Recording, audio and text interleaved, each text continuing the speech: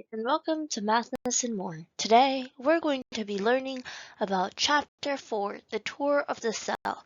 We will be learning about the anatomy of the cell and the many functions of all of the organelles of a cell. So, let's begin. Let's start by learning about the tools for viewing the cells. The light microscope enables us to see the shape and structure of a cell. It can magnify cells up to 1,000 times. Light microscopes are commonly used in classroom settings. If you ever look at a specimen through a microscope at school, it is likely to be a light microscope. The electron microscope allows greater magnification and reveals cellular details. It can magnify up to 2 million times. But the limit is that no living specimens can be viewed underneath an electron microscope, unlike in the light microscope where you can view living specimens. There are two types of electron microscopes. First is the scanning EM, which is also known as the SEM, and it is used to see surface structures. And then there are transmission EMs, also known as TEM, which are used to view the inside details of a cell.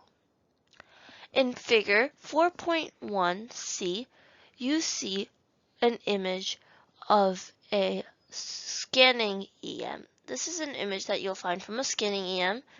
And then on the right, in figure 4.1d, you see an image of a specimen that is being seen through a transmission EM.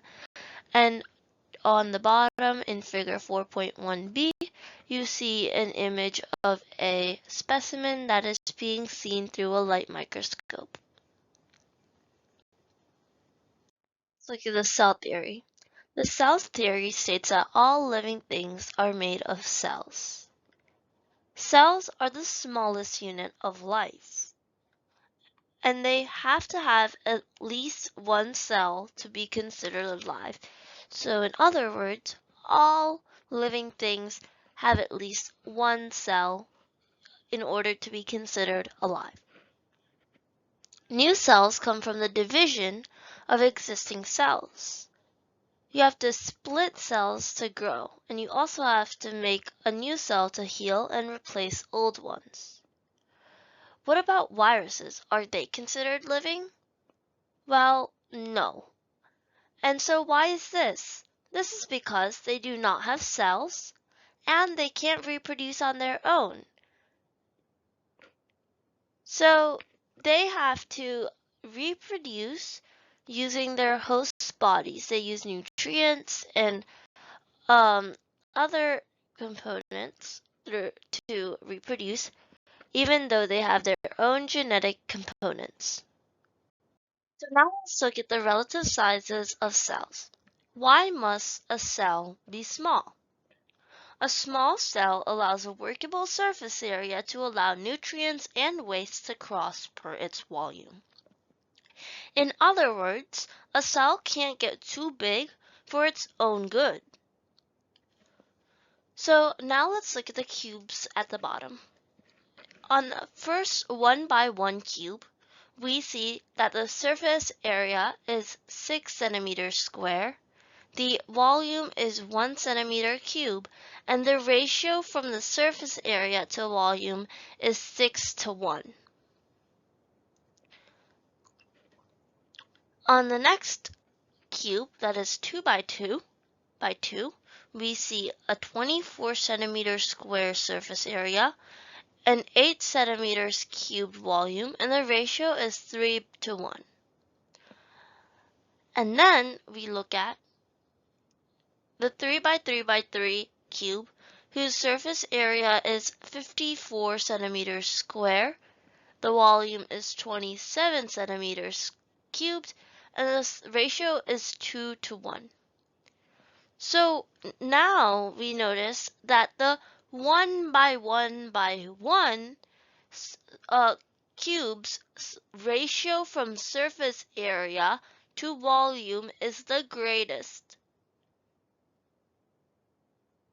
This shows that it has a greater surface area compared to its volume.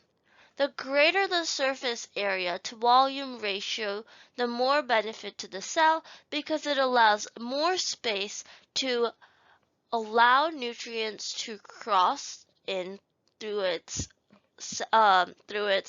plasma membrane and cell wall, and it allows for more ways to exit its cell.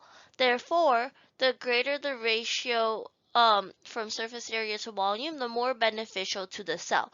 So that means that this 3 by 3 by 3 cell cube, or if it was a cell size, it would be less beneficial than the 1 by 1 by 1. Now let's look at some interesting cells. So let's look at most plant cells, which are at in the middle. They're at 1 micrometer. And then we have the nucleus of a cell, which is at 10 micrometers, and most bacteria are somewhere in between 1 to 10 micrometers. Also, the mitochondria of a cell is somewhere between 1 and 10 micrometers. Then we look at the frog egg. A frog egg is 10 millimeters. The chicken egg is one of the largest single cell. Then we have the length of some nerve and muscle cells of the human body. You could see these eggs and these nerve cells without any microscope. You could see it with the unaided eye. And then our human height compared to all of these specimens in this chart are larger. So we see that the length of some nerve and muscle cells are very close to the human height compared to the other cells in this diagram.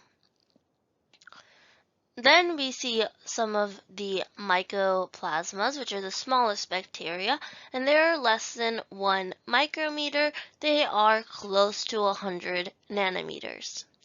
Then we have the viruses and ribosomes, which are somewhere between 10 nanometers and 100 nanometers. You can also notice that viruses are way smaller than bacteria. Then we have proteins and lipids, which are somewhere between 1 nanometer and 10 nanometers. And then you have small molecules and atoms, which are around 0.1 nanometers and 1 nanometers. So a smaller cell has a greater surface area to volume ratio than a large cell of the same shape. We reviewed this on the last slide. So on the right, 1 cube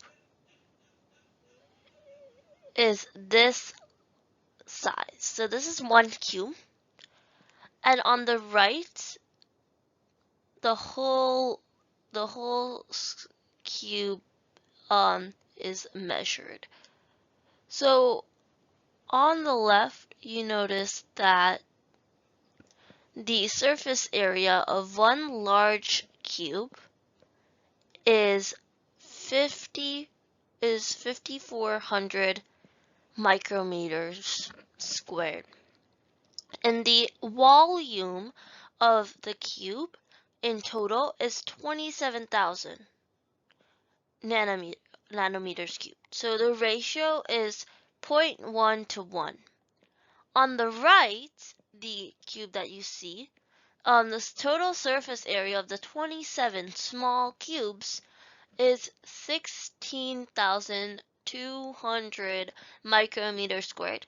That is so much more than the surface area of the cube on the right, who I'm going to now refer as a blue cube. And so the red cube has a greater surface area and it has the same volume. So its ratio from surface area to volume is greater. Therefore, which cell would be effective? Pause the video and think about which cell would be more effective than the other. Yup, the cube to the right would be more effective than compared to the um, cube on the left. In this case, we're referring to them as cells. Okay. Now let's look at the characteristics of all cells. It is important here to note all because all cells are different, but these are the common attributes of them all. All cells have a plasma membrane. Here you see the plasma membrane. All cells have a cytoplasm, that is a fluid inside the cell. All cells have ribosomes. And all cells have a DNA containing region in the middle. Generally small in size, that's common in all cells. All cells need to create a high surface area to volume ratio, and there are two types of cells. There are prokaryotes and eukaryotes. So no cell is none of the two or both. So what I mean by that is no cell or no living thing is a eukaryote or and a prokaryote. So you can be both. You can't be both a prokaryote and a eukaryote. And you cannot be none. You have to be one of the two. Let's look at the difference between prokaryotic cells and eukaryotic cells. So the prefix pro means before and karyon means kernel. Prokaryotic cells are only found in the kingdoms of archaebacteria and eubacteria. They do not have a true nucleus, and they lack nuclear envelopes and nuclear membranes. Their genetic material is found in the nucleoid region. There are organisms that are made of prokaryotic cells are called prokaryotes.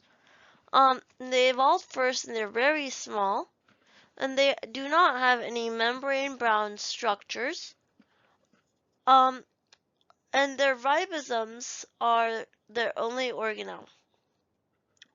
Eukaryote means means true and karyon means kernel. So this is referring to a true nucleus.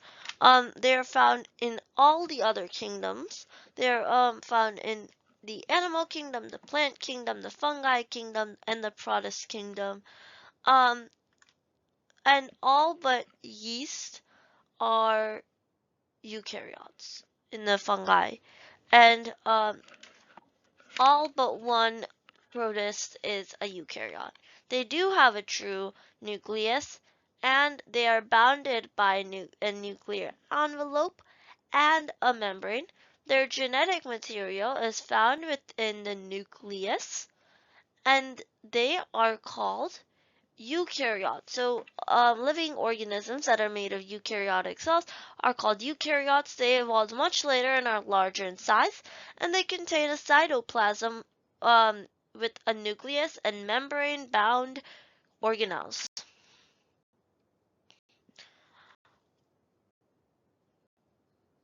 Now let's look at the typical bacterial cell or a prokaryotic cell.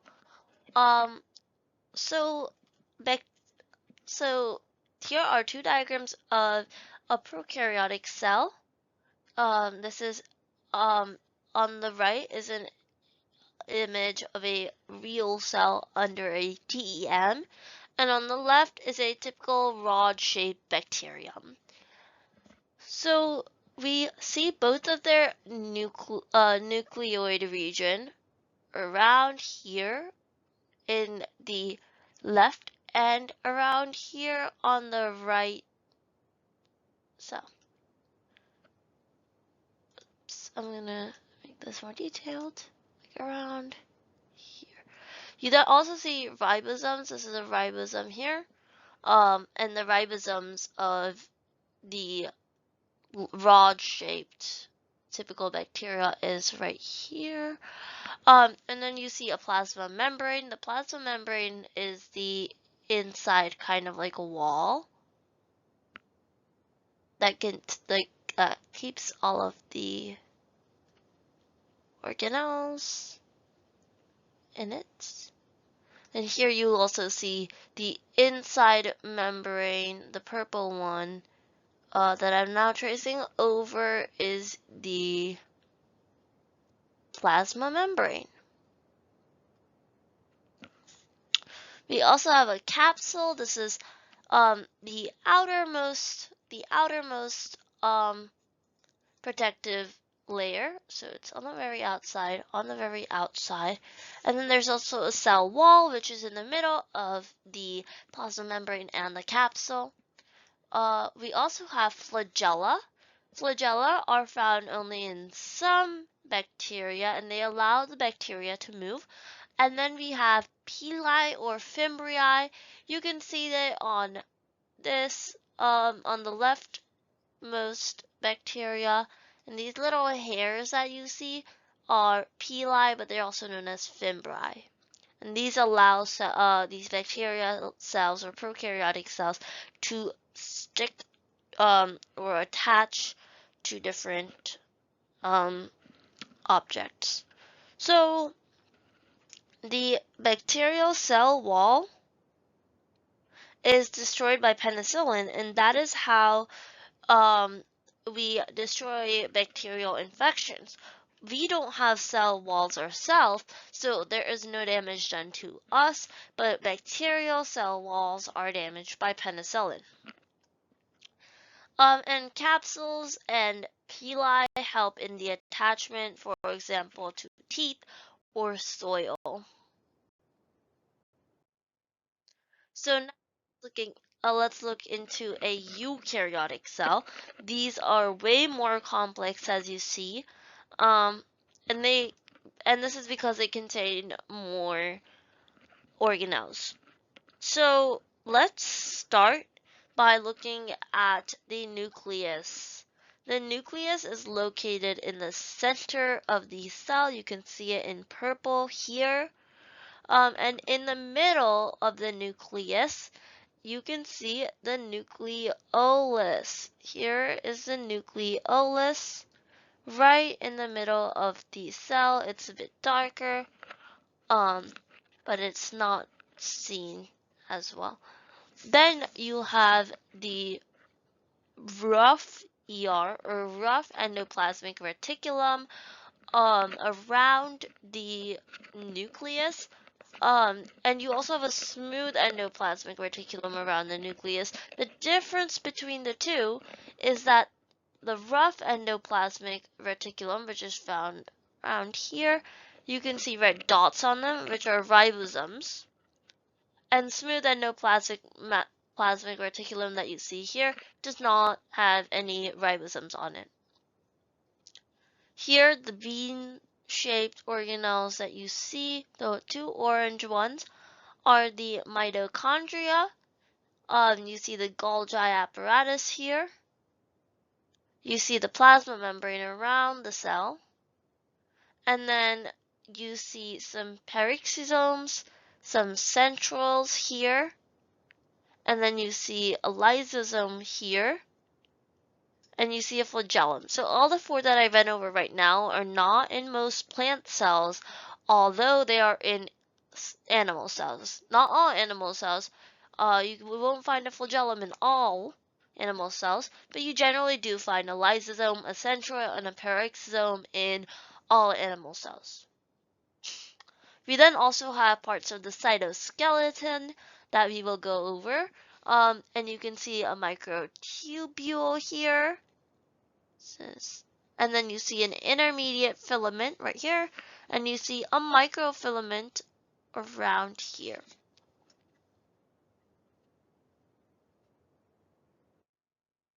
Now let's look at a typical plant cell. We just looked at a eukaryotic animal cell. This is a eukaryotic plant cell. There will be a few new organelles here, but not that many. So in the plant cell, you also see a nucleus, and although it is not labeled in here, we also have a nucleolus in the plant cell, which can be seen here. Just to get a better look of it, you can look at it there.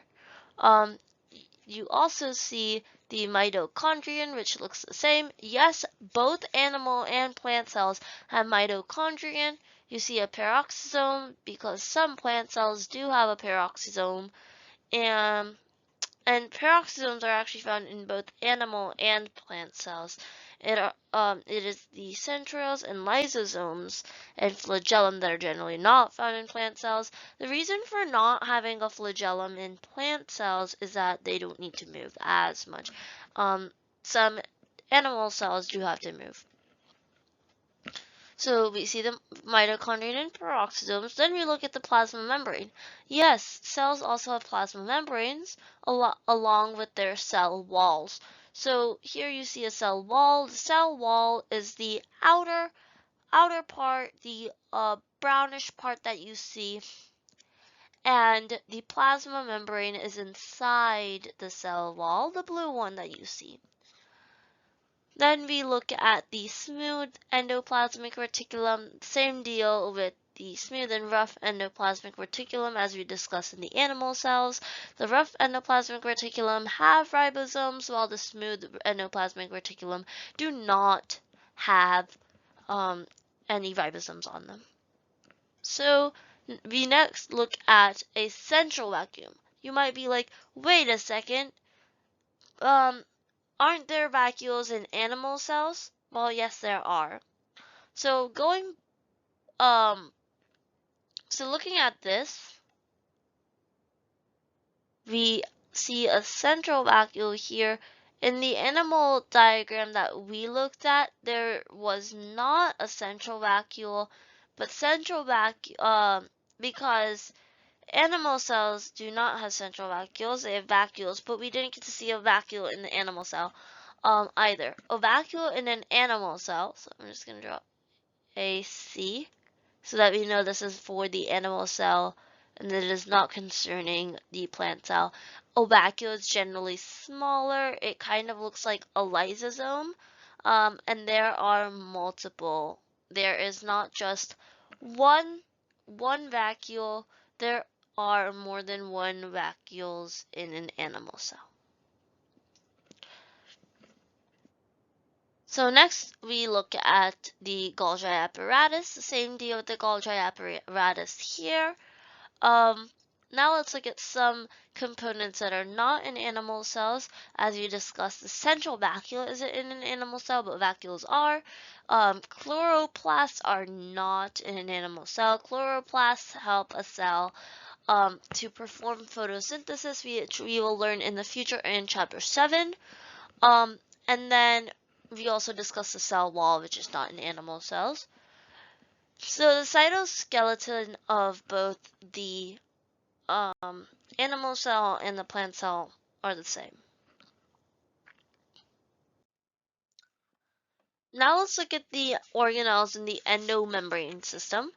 The endomembrane system is made of membranous organelles to manufacture and distribute cell products.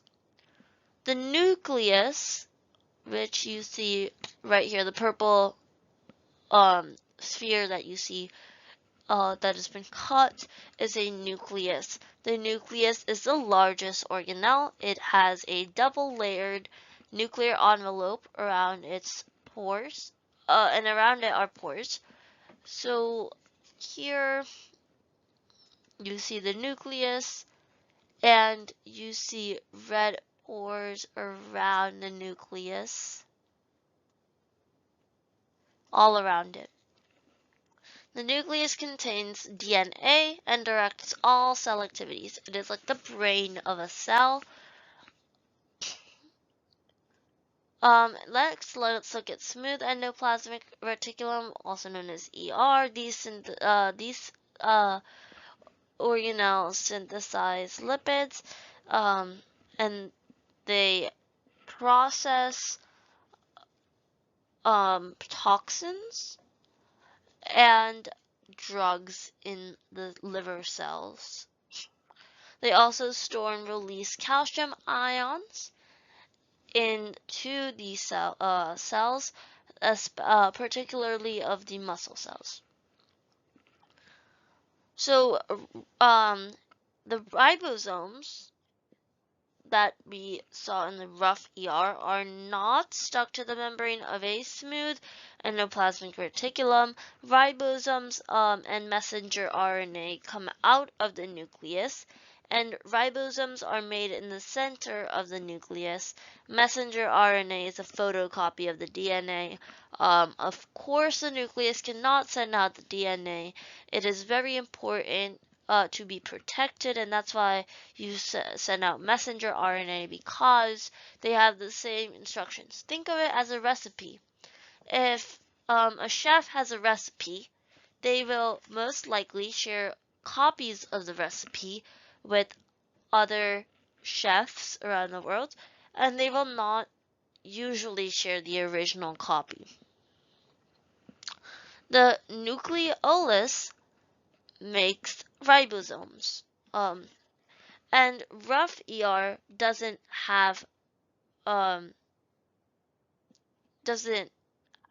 same attributes as the smooth endoplasmic reticulum, so the center of a nucleus is also the nucleolus.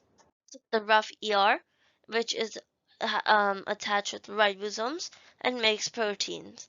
It also helps make new membranes, and proteins are pushed into the lumen of ER and inserted into membranes or transported in vesicles to other organs.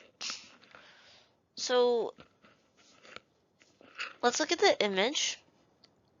You see an image of rough ER. So here you see rough ER, and here you see a vesicle. So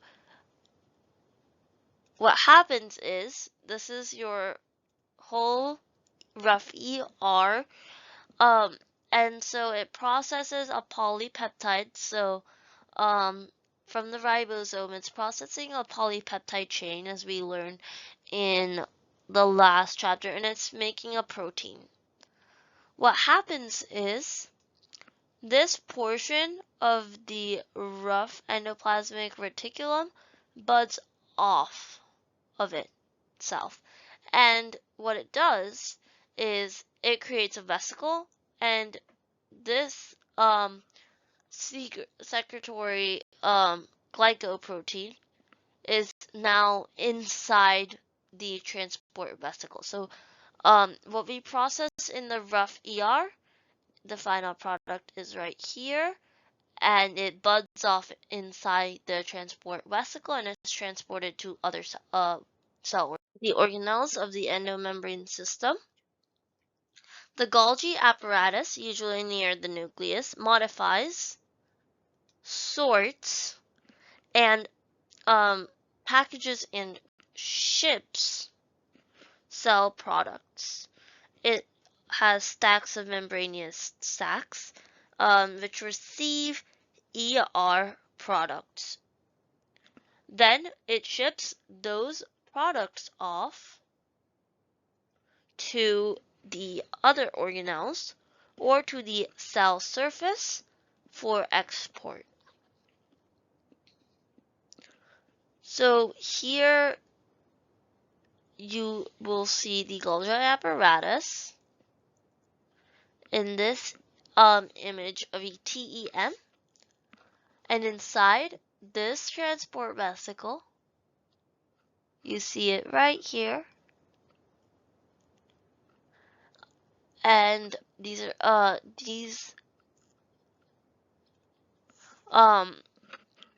sacs in here,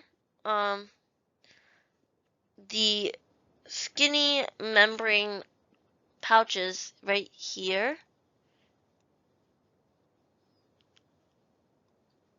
are the stacks of membranous sacs that receive the ER products, And the air bubbles that you see are transport vesicles. They look like air bubbles in the image. They are not air bubbles. They are transport vesicles. Now let's look at lysosomes. Lysosomes are sacs of digestive enzymes. They are used in white blood cells to destroy ingested bacteria, and they are also used to recycle damaged organelles. They are also the reason that you have a hand instead of a paddle.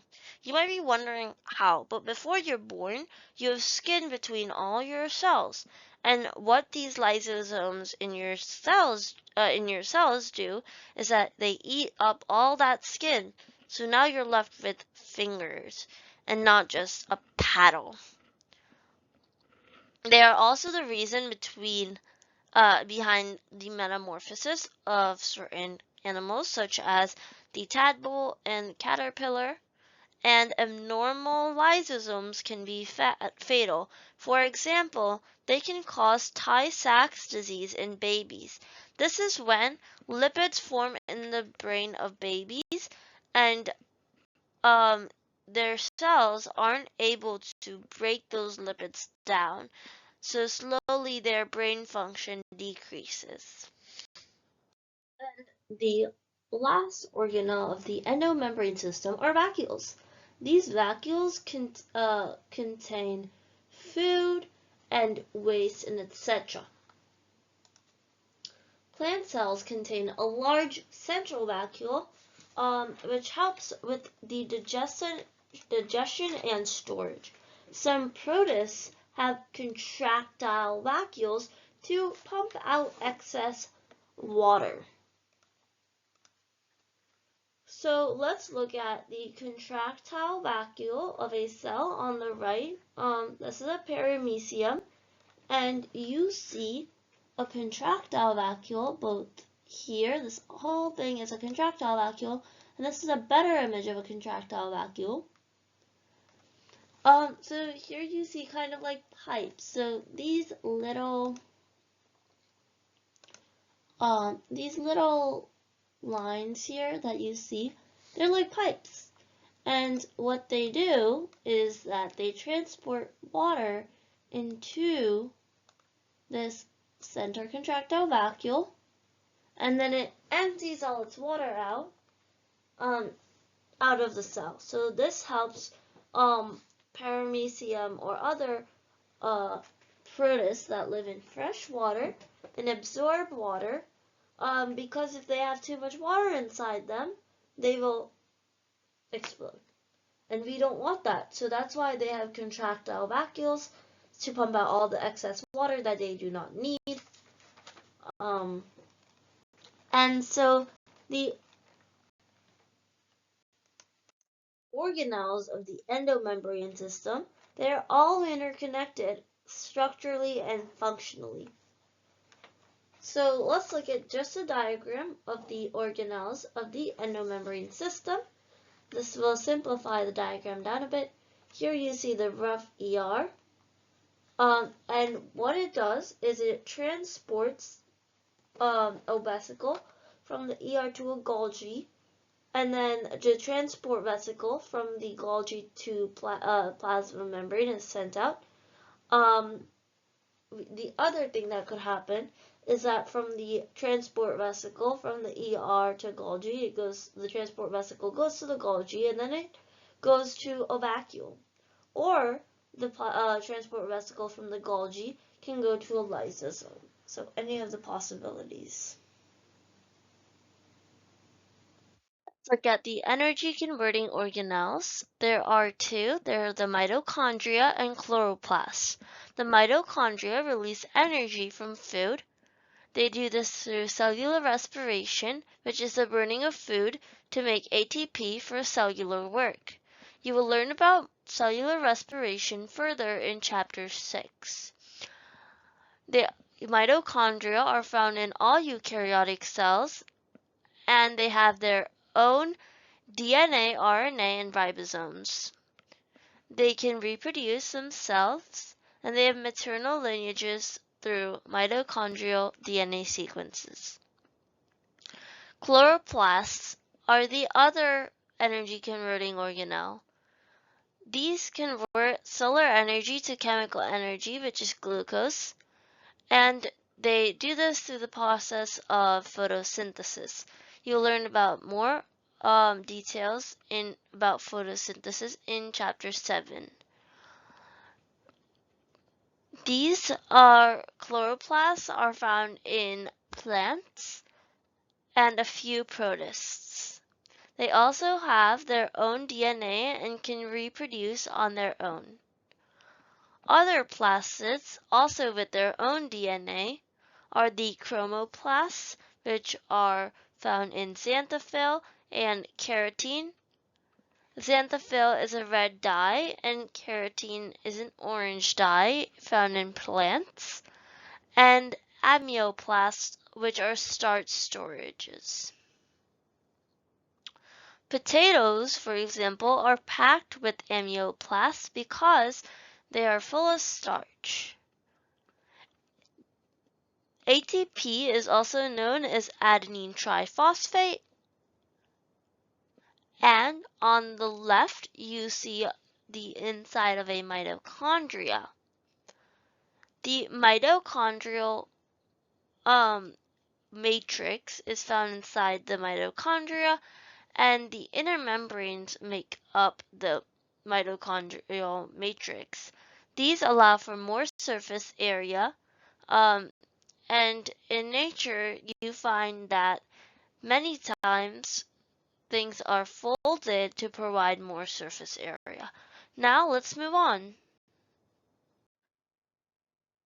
Let's learn about the cytoskeleton and related structures. Microfilaments of actin enable cells to change shape and move, located just beneath the cell membrane.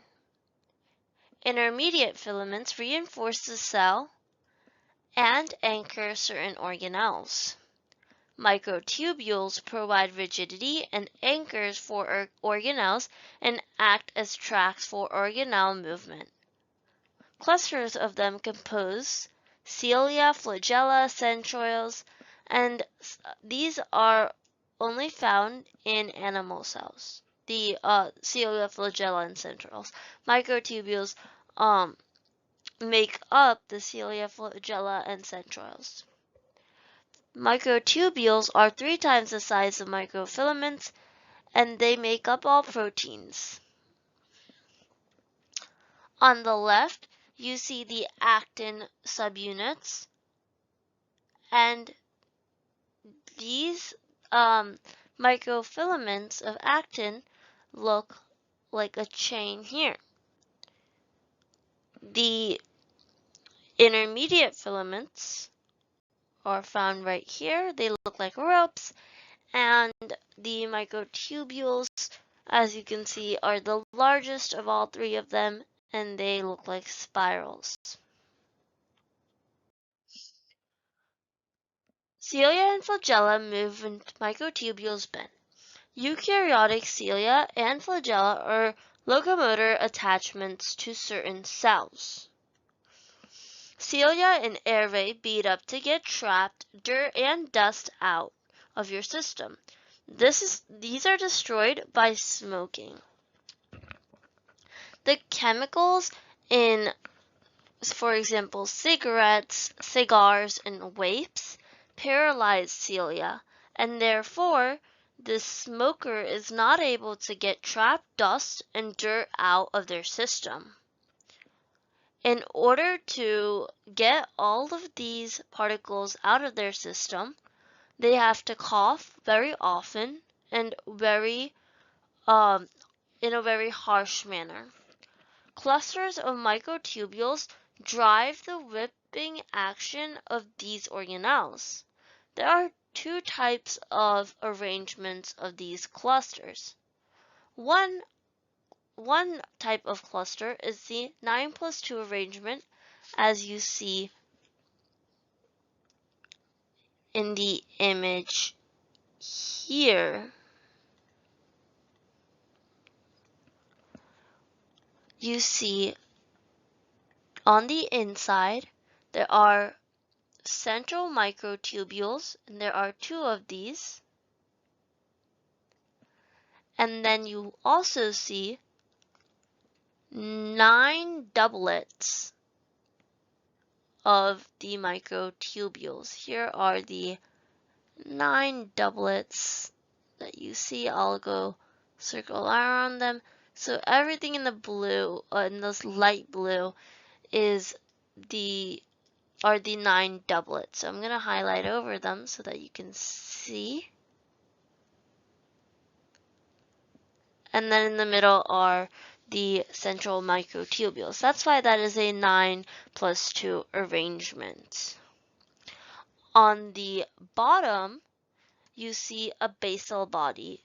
And there you see a 9 plus 3 cross section. This is a 9 plus 3 arrangement. And this is because of the 9 the 9 the 9 sets of microtubules. So here's a set, and then here's another set, and there are a total of 9 of these. Structure and junctions of a plant. The cell of a plant is supported by the rigid cell walls made largely of cellulose. They are connected by plasmodesmata. These are the connecting channels of cytoplasm. Diagram of a cell wall. In the middle, you see multiple plasmodesmata. I see one here. There are 2 here, 2 here,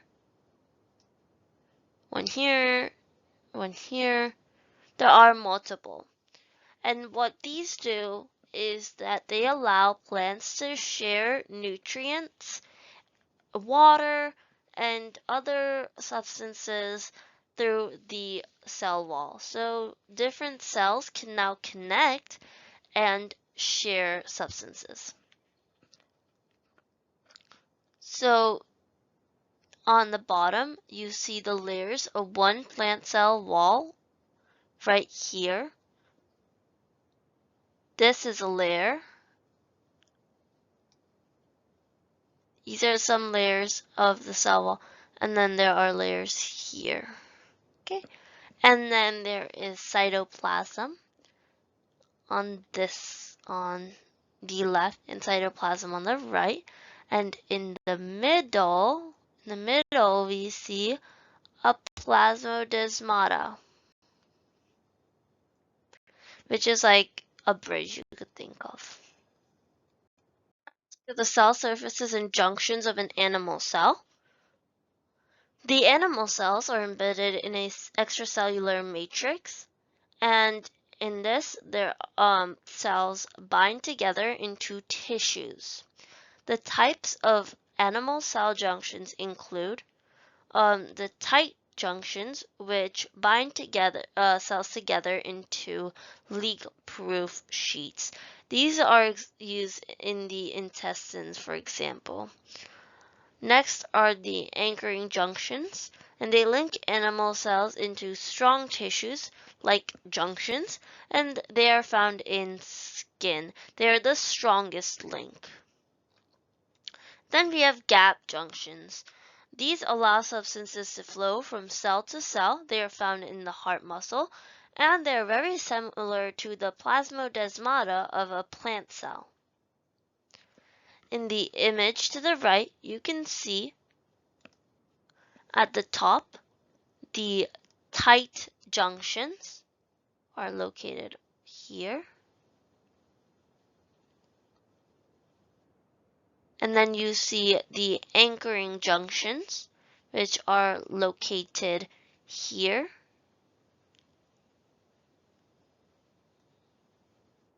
And then you see the gap junctions, which are located here. On the bottom, you see an extracellular matrix.